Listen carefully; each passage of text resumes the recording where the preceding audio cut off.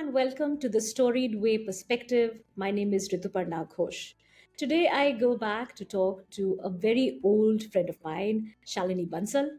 I met her under the magic tree, where I took my son to listen to her stories, play with him, introduce him to group classes of meeting other children, singing and dancing and listening to stories. It's in Shalini's class that my son first had his ice cream. I love that moment where a story about summer lent itself so beautifully to exploring a new food, its texture, its temperature, and which I remember how beautifully she eased the child into having fun with the story. I've known Shalini for over 12 years now, and together we've been part of storytelling networks. We've told stories beside each other. And on this podcast, when I thought about early years and early years storytelling, I could not think of anyone else other than Shalini to have this conversation with. So thank you so much, Shalini, for speaking to me. Thank you so much, Rituparna, for having me here. And I'm as excited, and it's always been a pleasure to be around you, first of all, because you've always been so inspiring. But yeah, I mean, since you're now talking about those classes almost 12 years back, it's bringing back all the memories. And it was special for me as well, because I think that was the time when I actually started working here in India with regards to storytelling and early years. And that was like one of the initial first or second group that I was working with in which you were there. So yeah, that's always been special. Yes, it was very new for me too because I was a young mother. I was telling stories to my child, and he was mostly at home. He didn't go to a playgroup, he didn't go to a creche of any kind. So it was the first time that I took my child out for a group class and where he would spend time with children his age, going through an experience where he'll have to wait, he'll be patient. And I remember the ease with which you took a group of 4 5 children, played along with it, let them lead, let them walk in with their little tears or with their little energies, and you blended it so beautifully to create a group experience. So let's talk about your beginning. How did working with children start, and how did Under the Magic Tree happen? So working with children started when, of course, I had my own kids, but that was like the first hand experience. But if you talk about mingling and playing with children as a enjoyable activity, I would say that started way back when I had my siblings and my cousins. And also whenever we used to have those gatherings at home, the family gatherings, all the kids would be with me and all the adults would enjoy in another room, and then I would lead all the children, all my siblings. I think that came very organically to me, to be around kids and to have fun together and try to figure out what all we can do. And then it just translated into when I became mother, and how much fun I had with my child. Of course, all mothers have fun with their children, but also I explored so many things about early years then, because by that time I had no idea that there is so much in the world of children's literature, especially when it comes to, books and stories. And I had listened to stories, of course, as a child, but it was more like oral form from my grandparents. But when I had my own kids and I started exploring, what kind of stories to read to her, books and all, so that just amazed me. So that's when my journey started, and it took a very different turn when we were in the US at that time. We were living there, and I used to take both my kids to the public libraries there, and I saw the kind of collection, the kind of activities that they are doing, kind of work that they are doing with young children as young as 3 months, 4 months, 18 months, toddler years. And I was just blown away at that time. Like, there is so, and it's not just work for them. It's a very enjoyable thing for the children as well. I saw children participating, taking interest, flipping through pages, even when they were not ready to read. They were enjoying the sing-along stories. They were catching everything through expression. So I think that was the time when it just kind of came to me organically. And when we moved back to India, That's when I was trying to find out something here, and I couldn't find, almost when we are talking about almost 12 years back, I couldn't A find. little more than that. I think it was first, I mean, since when your elder one was Then small, right? 12 we came back to India. So Yes. it's Yeah. almost, yeah, 12 years Okay. back. So yeah, I mean, I couldn't find anything here in India for my kids to take them to a library or, for storytelling classes or anything. There was not much of a scope. All you can do is take them to bookstores, of course. And that's when I started this initiative and took it forward with various schools. And yeah, that's when Right. Under the Magic Tree started. Right. Your conversation is so similar to the first episode that I had with Mhm. Shobha Vishwanath from Color Details. Right. And she said the same thing, that she was in the US and she had raised her son on a plethora of audio stories and audiobooks and beautiful productions. And when she came to India and she went looking for the kind of stories that she had heard abroad, she couldn't find them. And that's how Karadi was born, as a audio production company first, to tell stories in the audio format, and then from there it went on to publish books. And your journey is pretty much the same. As somebody who's experienced a form of storytelling for the early years, came back home, came back to India, and couldn't find it, or couldn't find a similar set of classes. And therefore, since you had experienced the good, let's say the what all is possible with early years, and still early on in your journey as a parent as well, but very, very nascent in terms of where India was 12 years back. When I started off as a storyteller, it was pretty much that, because Right. I was so enthused by what I was observing in my son, the way he was responding. Yeah. And I wanted a lot of experience to see where does this happen for children. And all my research took me to the UK, took me to the US, because that's where organized programming for early years would happen. And since I had not experienced it firsthand, and that's when I met you, and I said, okay, where this is what it could look like. This is what it is. So let's put that, let's for our listeners here who may be new to storytelling for children, who may be new to, let's say, organized storytelling classes for the early years. Today, Shalini has, Under the Magic Tree, now has a magic tree of its own. She has an early learning center where she caters to children from the age of 6 months, 6 months to about 7 years. 7, 8 years. Yeah. 7 8 years, yes. So she's very, very focused on the age group that she works with. So why don't you tell people, why don't you tell our listeners, Shalini, what does storytelling for the early years look like? What would it mean for somebody to walk into an early learning center like the Magic Tree?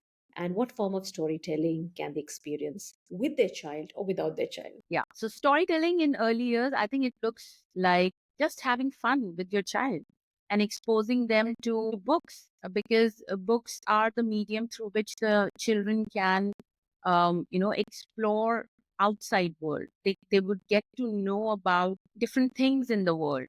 So it could be as simple as just flipping through any picture book. It could be as simple as showing them a ball or an aeroplane or a lion or a fish in the book. It could be narrating the whole story. It could be, whichever way the child wants to have fun. It's just exposing them to books early on. It's as simple as that.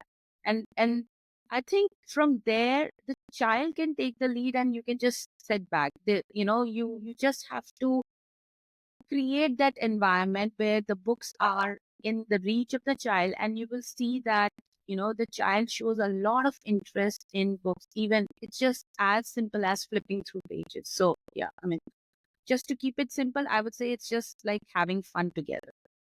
Yes, having fun together. And I think it's important for a child to find a place where he or she feels that that place belongs to them. It's like having a child's own corner in the house. For any of us who have raised young children, we'll know that when the kids are small, their toys are all over the house. They are all over the house. They want to claim every nook and corner by marking it as their own, whether it's the walls, whether it's the beds, whether it's the sofa, even in the bathroom. They want their own toilet seat. So we know what early, when children are small, that way they claim every part of the house.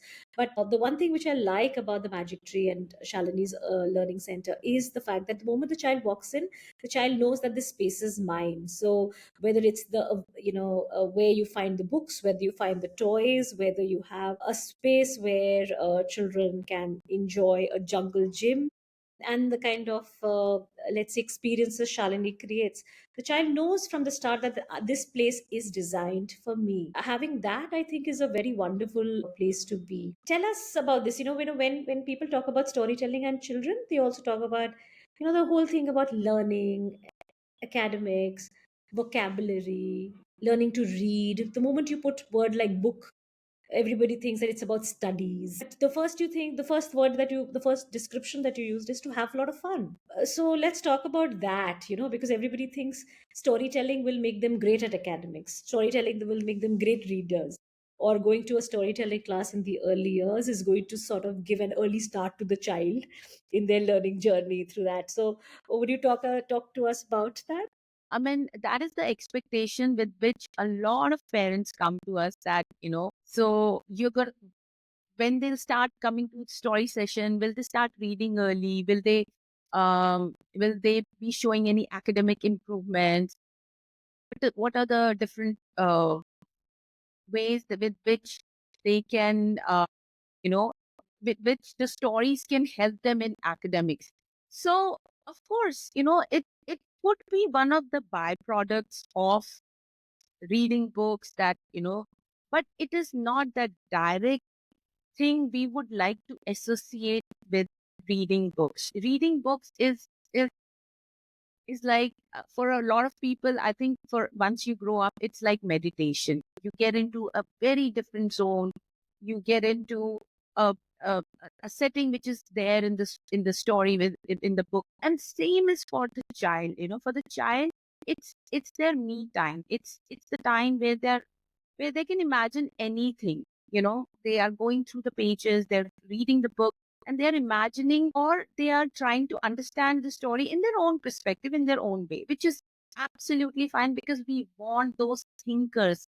We are not just trying to raise children who can read what is exactly written in the book. I don't think that's the purpose of reading books. The purpose of reading book is just think beyond, you know, and and when when when when children come here, they flip through pages. Those who cannot read would still keep on doing that, and they would look at such little corners of that little illustration. Sometimes even, if I would have gone through that book, I don't know, 20 times, maybe I would have missed that little thing in that illustration. But one of the child would point it out, did you see that little ladybug sitting there? I'm like, okay. So, I mean, for every child, it's a different intake. And because it's a different intake, there'll be a different outcome. Definitely, there'll be a different outcome. Some children would. So, I mean, I would not say that its sole purpose is for academic excellence or something like that. I think reading, of course, ignites a lot of creativity, a lot of thinking, a lot of problem solving, and of course, language and, empathy, social development. There are a lot of things that are happening. It's not just one thing that we can associate it with. So that's what we try to tell parents, that, there are many benefits of reading books, of listening to stories, and let's not associate it with just one thing, which is progress or development. There is another very popular, let's say, misconception, or sort of a gap. Let's call it a gap, which is that a lot of parents don't read themselves, or they were not raised in families where there was lots of storytelling or reading of any kind. For them, a book is a pathway to, let's say, academic success. That's all. That is what a book means, to study, and study means to learn, and learn something which is going to help you in your life, or things like that. So they don't come with that orientation that book could be a pathway to explore, to discover, to experience, to wonder, to be curious about, or to observe, or to just be. There's so many things that a storybook, or let's say listening to a story can open up for you. But so and therefore, since that gap is there, suddenly a lot of parents and families want to sort of invest in it, because we didn't get it, so let us do it for the child, right? But we do know that having an environment, a positive environment, where the parent is as involved as the child, also enables the child to be looking forward to that experience. So when parents come to you, and I know I'm asking this question because you work a lot with parents as well, so when parents come to an early learning center like the Magic Tree with their child for a storytelling experience, how much of your work goes towards working with the parents, helping them understand that they are half of the journey that you are trying to create for the child? So what is the role of the parent in the early years as far as storytelling and reading is concerned? See, parents' role is always, always very, very important. It's not just in early years, but throughout raising a child. But when it comes to early years, yes, it plays a vital role because the child in their initial years, they actually look forward and learn from what their parents are doing. Definitely. They would not listen to me or any other educator for that matter because we haven't yet formed that connection. They see the parents in and out every day. Of course, they have this great emotional bonding with the parents. Uh, that's how the saying goes, the parents, whatever the parents do, the children follow. So yes, parents play a big, big role there. And that's why, we call our center as a parent child center. It's not just a child center or an early learning center because we want parents involvement there. So whenever we do like story session, we invite parents also to be part of it. We want parents to be part of almost every program that we offer here, not just story time, once, see, we can spend an hour with your child in a week or maybe 2 hours in a week, but they spend the rest of the time with the parents at home. So if you can take back some of the learnings back home, try to do the similar kind of conversation over a book, over a story. It creates a bigger impact. I would say a very positive impact on the child. So, yeah, I mean, parents' role is definitely very, very important. So, definitely, there are a lot of parents who take a lot of interest in stories. They would like to know what kind of books to read. They would like to actually learn how to read to the kids.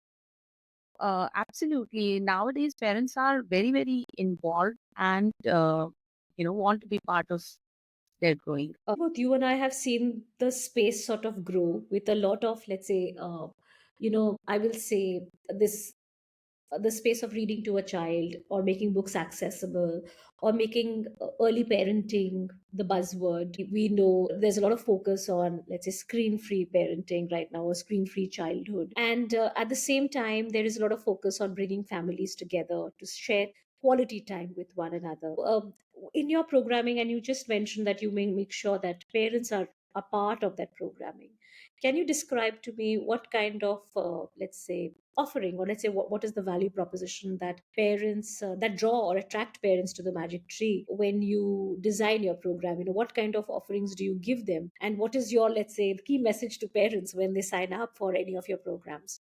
So, one of our programs is the Wobbler Toddler program, which is 100% parent involved program. So, we do not let any of the DDs or helpers to be part of that program, and only the parent has to be there, one of the parents. So, what kind of offering is there? This particular program is for kids who are between the age of 1 to 3 years of age, who haven't started going to school, or even if they have, the parents still would like to spend some time with the child.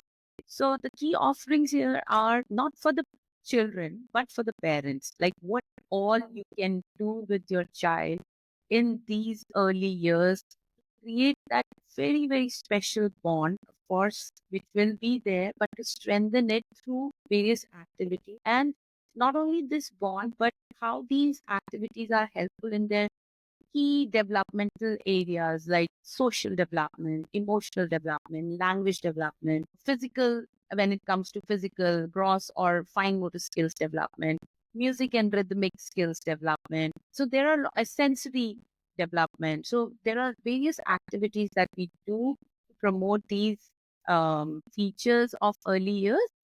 But I only tell parents that I want your participation and I'm not bothered about the child. I want you to be there 100% because if you will do it, then only your child will do it. So that's the kind of impact, a parent has in the early years. And that's what happens generally, as soon as the parents participate, the children create that happy space, get that happy space. And then see, there is a very, very basic, there is a very basic feature of anybody's growing up, is that the learning comes when you are in that safe space, right? And it's not only true for a child, but I think for any human, the learning comes when you're not anxious, when you are in that safe space.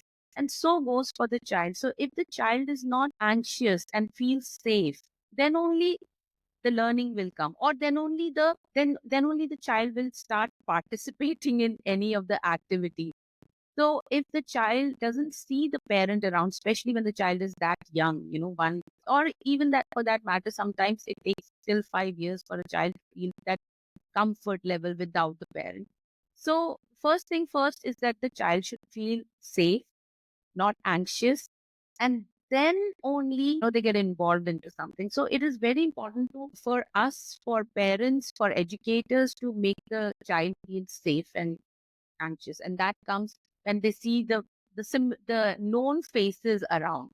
So if the parent is there, definitely the child is happy, the parent is enjoying, the child also is enjoying. So it's like I would say a ripple effect, that the happy effect the parent create there. So yeah, very, very important. This is the reason why I sent a lot of inquiries out to Shalini blindly. I said, please go to the Magic Tree because that's where you will get a very well structured program, a thought out program, which will enable your child to enjoy stories in a safe space. And at the same time, the child will also grow with the center to experience different kinds of programs, which will be tailored to the child's growing needs. And I again go back to this whole our starting point, because 12 years back we didn't have any such structured programming for the early years. For that matter, we didn't even have structured programming in nursery schools back then.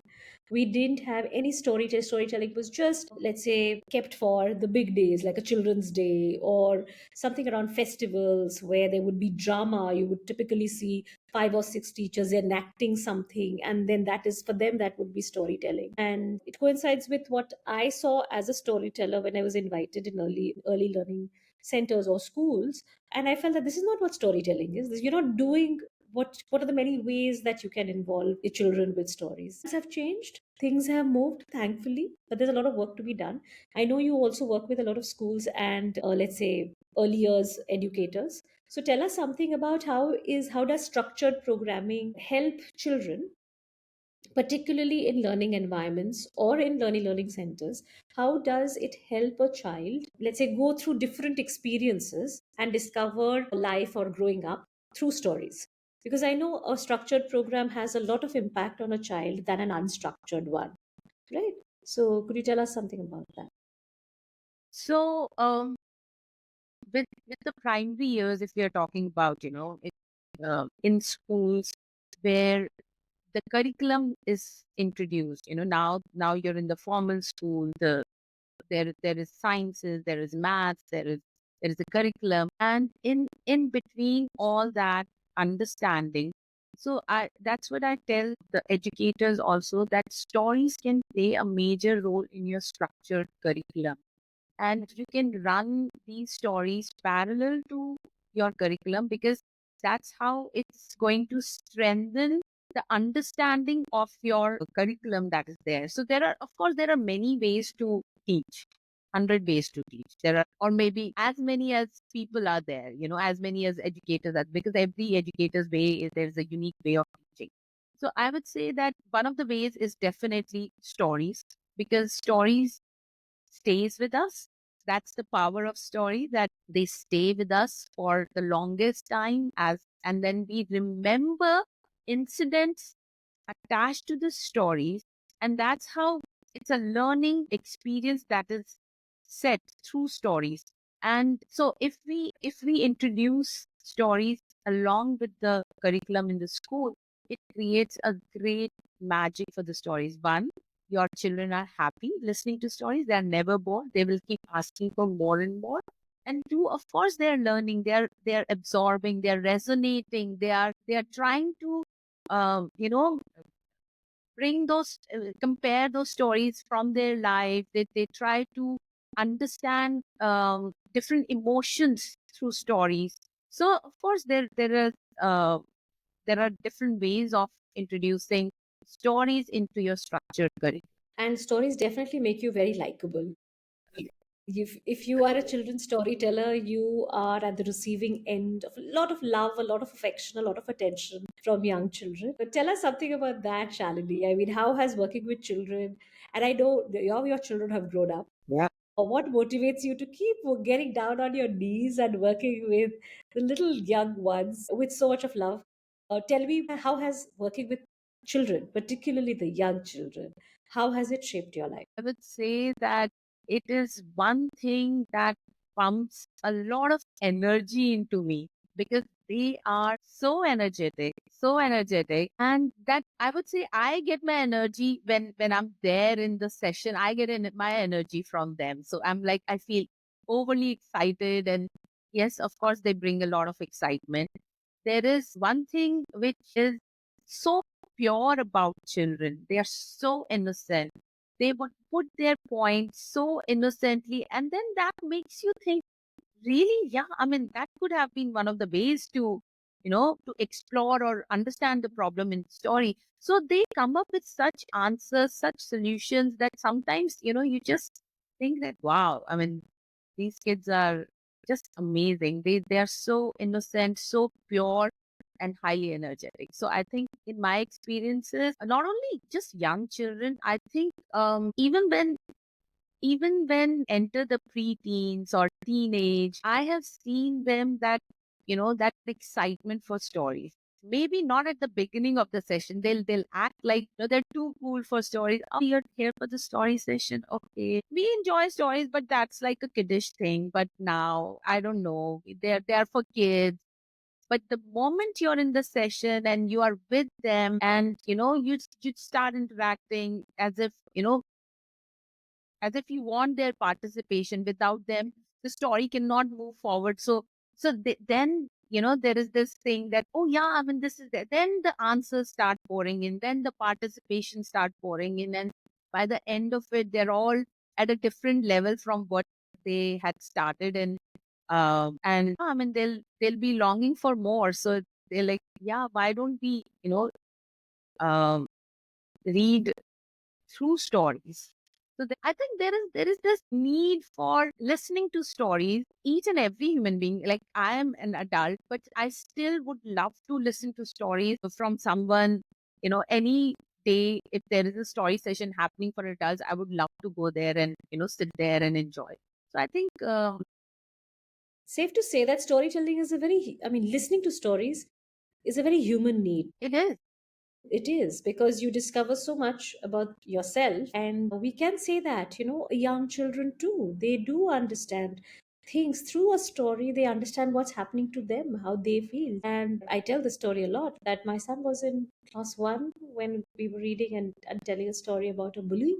And he heard the word bully for the first time, and he said, now I know I'm being bullied in school. And that was the first time that even I discovered that he's being bullied, and we got an opportunity to talk about it. Sometimes a story just becomes that gateway to explaining how we feel, how we experience the world. And as adults, as parents, as educators, as even storytellers, creating that safe space is so, so important. I agree with you.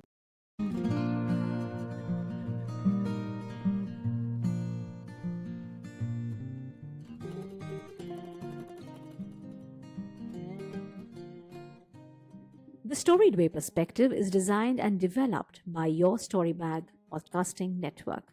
Podcasting is a fantastic medium that brings listeners to gather around a story. As the podcasting industry grows by leaps and bounds, we at Your Storybag want to help storytellers, businesses, brands, and organizations leverage the power of narrative. We are not an agency. Instead, you can imagine us as a collective or a cohort that incubates and nurtures emerging story based podcasts in the airwaves. If you'd like to collaborate, commission, or create your own story based podcast, reach out to us at podcast@yourstorybag.com.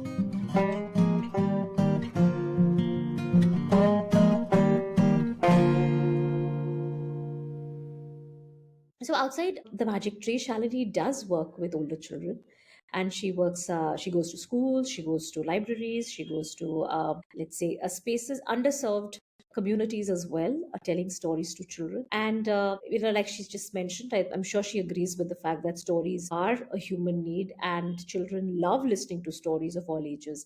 But when in Back to Your Center, when children sort of reach that graduation level, let's say 7 or 8 years, what do you send them off with? I mean, I can imagine that must be such a sad thing Heavy to heart. do. Yeah, heavy heart, right? That you'll not come back to me from the next year. But what is it that you tell those children, and moreover, what do you tell their parents?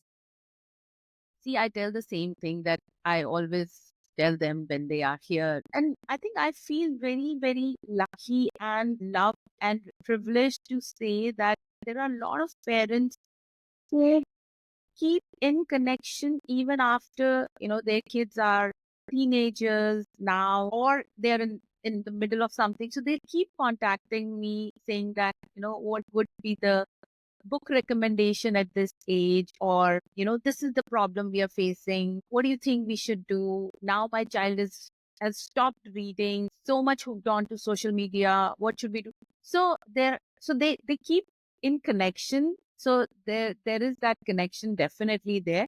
But yeah, when they are going from here, or when they are graduating, I think I always tell them that you know that these years are never ever going to come back.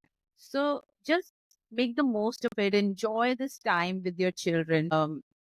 And that I think that is the most important thing that you can do with your child, is keep that bond going, have open conversations, which are very, very important, especially in today's time. And yeah, I mean, please do one activity together.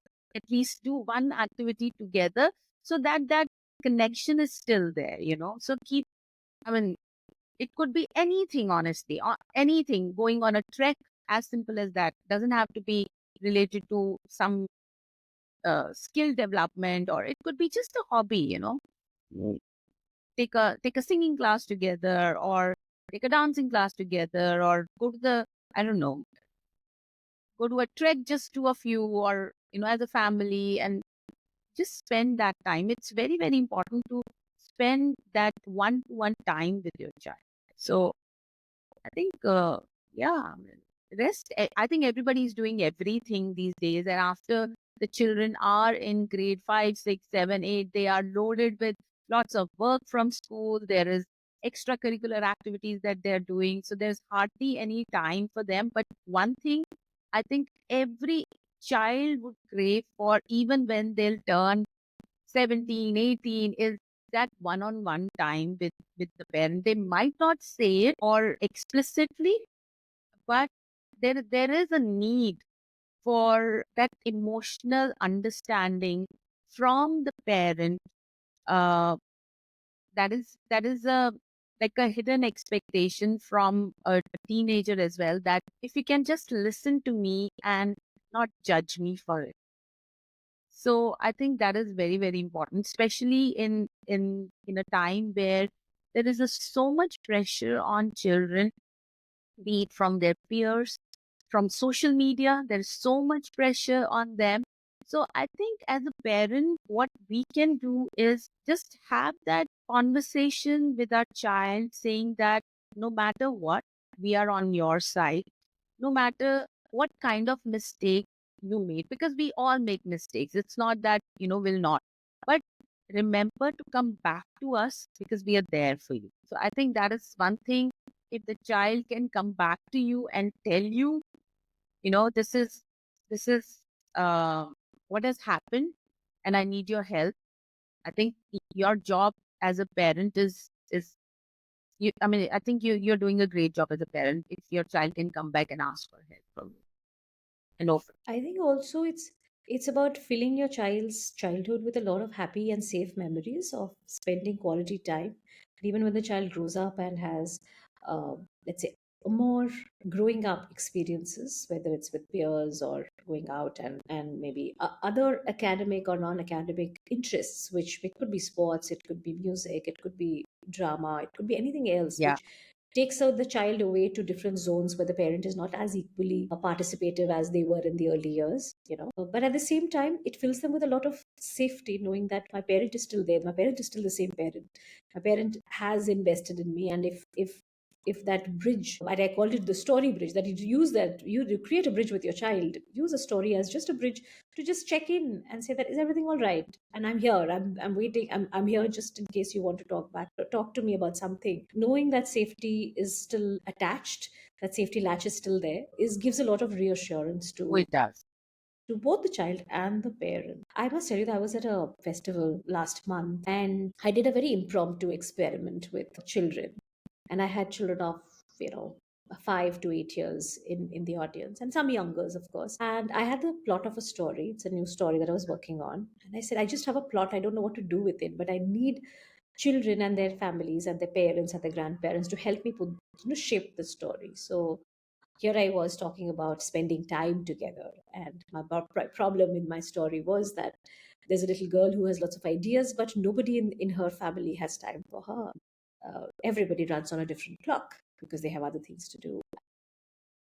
With the audience of children and parents, a lot of very interesting ideas came in, and we sort of shaped the story from there.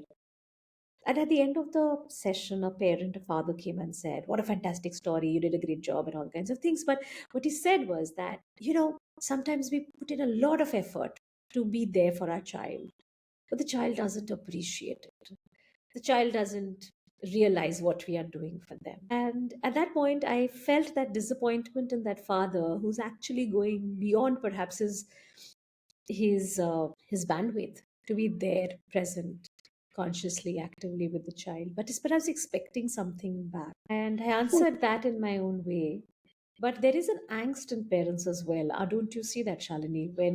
When you're talking about young children, and if they have older siblings, they know how competitive it's going to be. How, let's say, the child will grow up very soon. What if my child doesn't need me as much? Did you see that angst in parents when they come to A you? lot of time. And I think it's quite natural because as a parent, one, your life has totally changed. Second, you are giving so much to your child. And sometimes, not sometimes, but most of the times, there is a there's a huge expectation from the child's side. And when that doesn't uh, fulfills, of course, that angst comes in. Yeah, I mean, definitely a lot of times, uh, you know, and that's when they start, I don't know, they start labeling the child. The child is stubborn, child is shy, child is, doesn't come out. He's going through that teenage thing, very, very rude. So there are many, tags that they say, and then that comes out. And I'm not saying that any of that is, um, you know, uh, as a parent, you are dealing with your child in and out and day in, day out. And sometimes it just comes out, and you want somebody to listen. And as a parent also, you're trying so many things. You're juggling through your office, the child and the studies. There is a pressure from this side, social side. So as a parent, I know they are also struggling through a lot of things, but also it's not fair for us to pass that angst to our children in those expectations, because uh, of course it is our job to bring that joy to our child in a way that there is. But then at the same time, we also have to be very, very real as a person in front of our child. So even if as a sometimes we have shown that angst to our children, or that that frustration has come out, and then in that heat of moment you are really mad, and sometimes you've just said few things, but after some time, I think when you cool off, you can always go back, and it's never, I would say, a bad thing to go back and apologize that I'm sorry I did that. I lost my temper while I was telling you not to lose, and I'm as human as you. See, the feelings are valid, but the behavior is something that needs to be worked on. So every emotion is valid. There's nothing wrong in feeling, sad. These are all emotions, and these are all valid emotions. What is what is something that we need to control is the way we are going to deliver that emotion. So the behavior needs to be, yeah. Yeah. I say this couple of things that, storytelling is a fantastic parenting tool. It helps the child as much and perhaps a little bit more. It helps the parent a lot more to grow with the child and also handle oneself and handle the child well, and also the societal expectations of being a parent. My suggestion to you, Shalini, is once the children graduate from Magic Tree, please retain the parents. I think you should have a program for just for the parents to be, to calm them down, because it's so deeply interlinked that sometimes we forget that the child is just another human being in the world who you have brought into the world, and making all the right choices could be something that is not coming very easily to you, and being consciously a very active, engaged parent. And maybe through stories, you will discover the kind of parent you could become while telling a story to the child, or being using story as a tool and a medium to stay connected with your child, even when the child is growing up. So yeah, I often land up talking about early childhood and then come to parenting as well. Like as much as I talk about storytelling and early years education. So I think all these worlds are interlinked, aren't they? Yeah. Absolutely. And I think we are shaping a lot of the future, not just for children, but I think even for how parents grow up to be or who they are in the world. So I think their expectations of their child when the child is an adult it's all starts with holding your child's hand and taking him or her to a storytelling class where you also sit down and spend some quality time with your child and see the world through the child's eyes, because that I think is a wonderful space to be, which we don't. Let's talk a little about storytelling as a career, because I think I give your example a lot to a lot of young storytellers, particularly young mothers who transition to becoming storytellers and they want to work with the early years. And I train a lot of young women, young and not so young women, who start off as storytellers. They're young in storytelling, of course. And I give them your example by saying that it's a very, very niche space. Working with children, particularly the early years, is a very critical and a challenging space to be. What can a new storyteller expect when she steps in?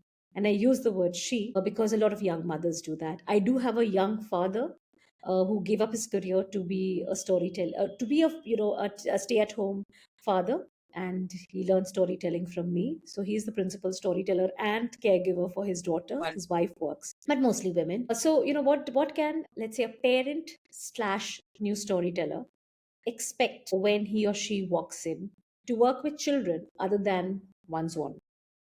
Because somewhere you'll have to step out and expand the boundaries of how much you understand child slash children. So what should they look out for? See, first thing first, you should have a passion to work with kids. It's really, really important. Unless and until you cannot have a connection with the child, no matter what you do, how wonderful story you tell, how wonderfully you tell, it doesn't create an impact unless and until you have that passion to be there for the kids, around the kids. So I think that passion is very, very important, and patience.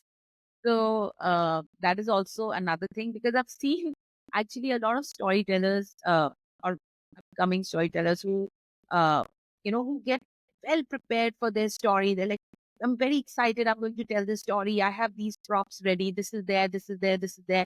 And the minute they start, I mean, they're wonderful and everything. But understand your audience. Your audience is children. They are children, right? And children, they like to talk. They love to talk. I wouldn't say like, they love to talk. So if in the story something is happening and they feel excited about it or confused about it or not okay about it, they will talk in between, in the middle of your story. They will ask questions. They will interrupt you. They will say, why did he do that? Or what happened there? And you should be prepared for that. You should not lose your patience then, because that is the time, uh, you know, because specifically because when we are working with children, uh, you should be very, I would say, casually take that feedback, inculcate into your story, make it a part of your story, and get it easily flow through those interruptions, taking the kids along with the story. It's very, very, very important for somebody or anybody who's working with children in the story space. I think that is one thing I have seen people losing patience over, and they would like, uh, uh, I forgot my yeah, story. I forgot my story, or can you please be quiet at this time? I have to move on with my story.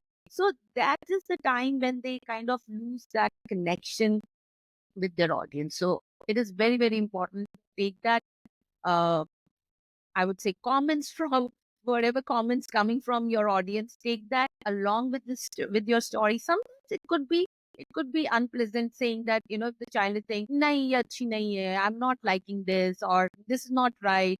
It's okay. Take that. Take it with a pinch of salt, or add a little humor then and there, and then just, let your story flow with that. So it's very, very, there are many instances that will definitely, definitely come when you're telling your story to the children.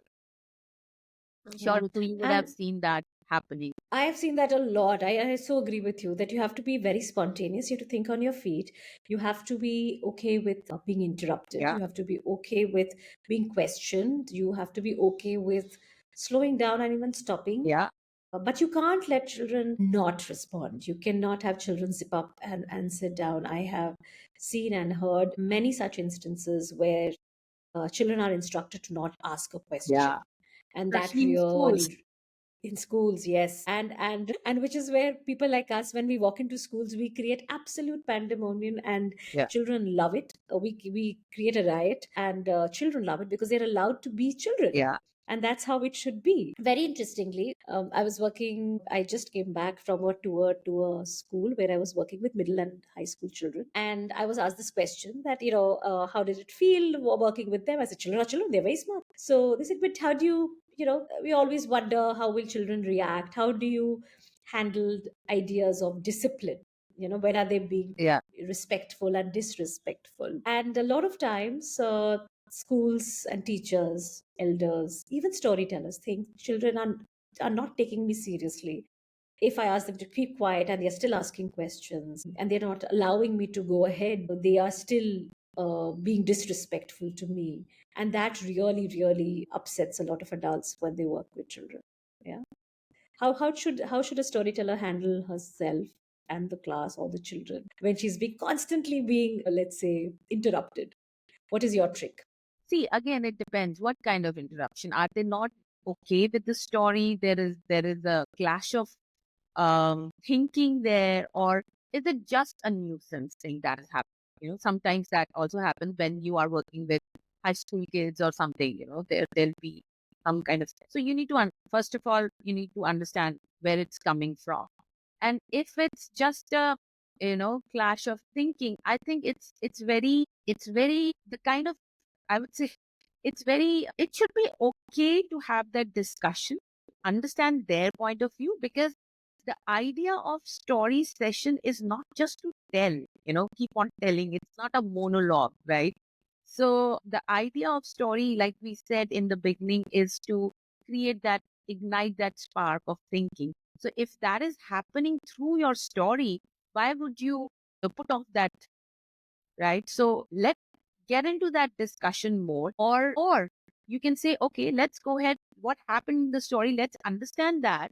And if you don't, be if you're not on the same page as, or maybe if you have a different idea, we would definitely, let's discuss it after the story. Let's understand your point of view. So I think if the story is leading to discussion, or a very healthy discussion, definitely go ahead with that. But if it's a If it's a nuisance or, just because somebody wants to interrupt you, then you have to take a charge, because ultimately it's your session. You have to take a charge. It happens even with younger children. If have you ever has anybody ever told you that this is, I don't believe your story. This is would have never happened. Or has that happened to you? In How do you respond to that? many times, especially if it's a story about, let's say, dinosaurs. They'll say, "Oh, dinosaurs are extinct. They're not even there, and this and that." And then I would say, "Yeah, but this happened to me. I woke up and this is what happened. There was a dinosaur in my window." And they'll say, "No, it never happened." I said, "Yeah, I opened my..." Yes, yes. I think that uh, the confidence to sort of question a story should always be there in children, and they should be allowed to question your story and your how, and that shows whether they can trust you or not. Yeah, Do I trust her when she tells us that the dinosaur was flying, or she saw a dinosaur outside her window? yeah, I once had a child who I told the story of when this of the time when the sun went away, and he said, of course, the sun doesn't go away just like that. The sun will always come back and rise again the next day. I don't believe your story. This never happened. And then you have to earn the trust of the child to bring that child back into your story. I said, but what if, let's, okay, the sun didn't go away, but what if the sun doesn't shine? Then what would happen to the earth? Can you think about that? I think you will be able to think of that. yeah. Let's imagine that. And taking the child or an adult or anyone for that matter into another imaginative world is the role of the storyteller. Okay, absolutely. So, how is this space going to grow, Shalini? We've already seen quite an evolution today. We have many children's storytellers in the country. A lot of work being done in early years. Yes, there are libraries and there are bookstores. Our sessions are happening in smaller communities, people gathering up to tell stories to children. We now see a lot of schools investing in formal storytelling programs for their children and doing regular programming that would be available to a child outside through a class like yours. Where do you think the space is growing? What is the future like? Well, I say that I'm very happy to see that this space is growing and growing immensely. Not only in sessions where parents have to bring children to spaces like ours where story sessions happen, but also in public spaces, in schools. Uh, the teachers are being trained to tell stories in the classroom. That is one amazing thing that is happening. So stories are a part of the school's regular Programming. timetable or regular curriculum. That is amazing. And public spaces, as part of Delhi Storytellers Tribe, we hold a lot of storytelling sessions in the park for the public, where people from around that area can come and join stories. And it's amazing to see how we started with uh, maybe two or three families coming in, and now there are like 15, 20, sometimes 30 families coming in and enjoying stories, coming together. This space is definitely growing, not only for kids, for adults, for everyone. And it's amazing to see the impact the stories um, make on any human being, be it children or adults. And there are more and more people coming in, forming tribes. The one that you also have, Ritu, you're doing an amazing job with training a lot of upcoming storytellers. So yeah, I mean, I see nothing but such amazing time going ahead. I think the future needs people who tell stories, because anyways, there are a lot of things that are being uh, digitized, and with AI taking over, I think there is some kind of human touch, human emotions that we can pass through stories, and it's just lovely to see this place growing, this space growing. Yeah, the tribe is growing. So, for the listeners of this podcast, we had Kapil in an earlier episode. Kapil is also a member of Delhi Storytellers Tribe, of which Shalini is also a member. So she spoke about how this community of storytellers in the city brings city lovers or story lovers in the city together and also goes out and reaches the underserved sections of society, taking stories to different people and children. And I think it's a great space to be, and amazing work being done month on month through Delhi Storytellers Tribe. What's next for Magic Tree? What are your future plans for Magic Tree? See, future plans, there are many actually that we keep on thinking. There is a lot happening in terms of training for people who would like to enter into the world of early childhood and would like to take up programs for early years and parent-child programs. And there are workshops coming up for parents on, again, how to infuse stories or books to your children, parenting workshops. So I think these are the things I'm very, very excited about. Above all, definitely children coming in and enjoying books. That is something uh, that is that is something we look forward to every day. Oh, lovely. So if you're in Noida, if you're in Delhi NCR, you must make a trip to visit Shalini at the Magic Tree and experience the magic of stories and books coming alive. And I've experienced it firsthand, and I totally, totally, totally recommend it for your child and more so for you. You'll have a good time rolling on the floor and being a child with your child. So thank you so much, Shalini, for this conversation. This was wonderful. This was long pending. Did you have a good time? Yes, absolutely. Thank you. Was it very formal for you? No, it felt like we are having a like a normal conversation that we keep on Yeah. doing, and it's really nice. I mean, in the beginning, yes, I was little. Uh, Yeah, it looks very formal because we're it looks meeting formal with over, everything. instead of a cup of coffee, we are sort of meeting in a studio, in a virtual studio, and we're having a formal conversation which will be recorded. I think other than that, I think that this is So very, very it's like normal for us us. chatting like always we do and talk about kids and children. And yeah, it's amazing. Thank you for inviting me. Had a great.